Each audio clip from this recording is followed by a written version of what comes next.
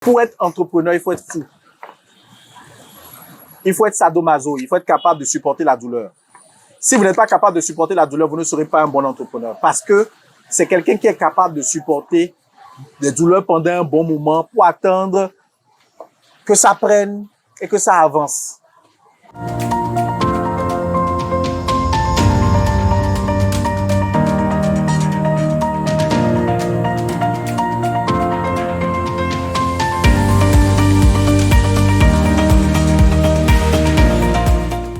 Vous nous avez parlé de comment monétiser notre passion. Oui. Mais comment la passion créative. Maintenant, tout le monde nous dit, c'est pas seulement bien d'être salarié et tout, il faudra quand même entreprendre. Comment me lancer dans l'entrepreneuriat? Qui vous a dit que ce n'est pas bon d'être un salarié? Tu les réseaux, c'est trop là. On vous a dit que les salariés sont pauvres. Oui, qui n'arrivent pas à construire. Et construire leur vie, qu'ils n'arrivent pas à émerger, qu'ils meurent sans avoir de biens. Bon, il faut savoir Et que celui qui vous parle de ça, c'est quelqu'un qui a un objectif bien précis. Il vend quelque chose. Moi, je vais vous dire la vérité. Pour être entrepreneur, il faut être fou. Il faut être sadomaso. Il faut être capable de supporter la douleur. Si vous n'êtes pas capable de supporter la douleur, vous ne serez pas un bon entrepreneur. Parce que c'est quelqu'un qui est capable de supporter des douleurs pendant un bon moment pour attendre que ça prenne et que ça avance. Ça, vous ne pouvez pas l'avoir. Tout le monde n'est pas capable de ça.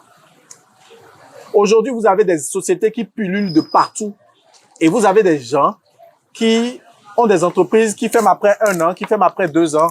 C'est pas ça le but. Tout le monde n'est pas fait pour l'entrepreneuriat. Maintenant, il y a quelque chose qu'on appelle l'intrapreneuriat. Bien. Et malheureusement, c'est quelque chose que les gens ne comprennent pas. Quand vous arrivez à un certain niveau dans une entreprise et que vous calquez, moi par exemple, j'applique le système anglo-saxon, c'est-à-dire que quand vous bossez assez chez moi, dans les critères de carrière, vous arrivez au niveau de manager. Quand vous arrivez au niveau de manager, je suis capable de vous mettre manager associé. Ça voudrait dire que vous êtes manager de la boîte, vous êtes associé, vous rentrez dans le capital et autant que la boîte gagne, vous gagnez. L'intrapreneuriat vient du fait que vous décidez de créer un nouveau service dans une entreprise qui existe déjà. C'est l'avenir de tout employé. Quand vous venez dans une entreprise, quand vous commencez à travailler, demandez quel est le plan de carrière que vous allez suivre. S'il n'y a pas de plan de carrière, essayez vous-même d'établir un plan de carrière par rapport à ce que vous avez vu là. Où est-ce que vous allez? Où est-ce que vous serez? Et à quel moment vous allez bénéficier de cette vie-là? En réalité, il n'y a aucun entrepreneur qui veut rester riche seul toute sa vie. Tout entrepreneur veut à un moment un manager qui gère le business qu'il a mis en place pendant qu'il essaie de grandir. Et cette personne-là, quitte à ce qu'il lui donne plus de commission, va lui reverser plus de commission. Ils ont tous peur que les gens se lèvent aujourd'hui et qu'ils partent et qu'ils aillent créer leur entreprise et qu'ils ne servent à rien. Vous allez créer une concurrence à votre patron pendant que votre patron, en réalité, a des clés qui vont vous permettre tous les deux d'atteindre un certain niveau. Et je crois que j'en ai déjà parlé dans l'une de mes vidéos. Pour la solution à votre problème, je vous dirais, si vous n'avez pas... Vous êtes employé depuis combien de temps? Bon, 5 ans. Vous êtes employé depuis 5 ans. Et vous voulez vous mettre à votre...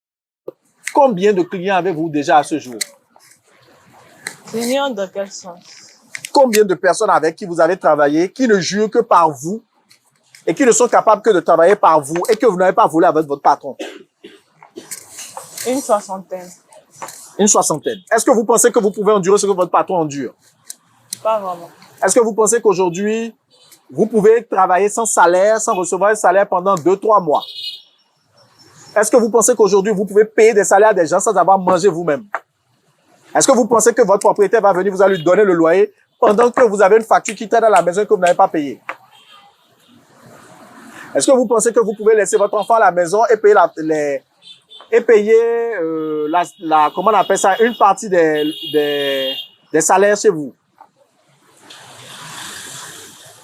Si vous ne pouvez pas répondre à toutes ces questions, c'est que vous n'êtes pas prêt pour être un entrepreneur.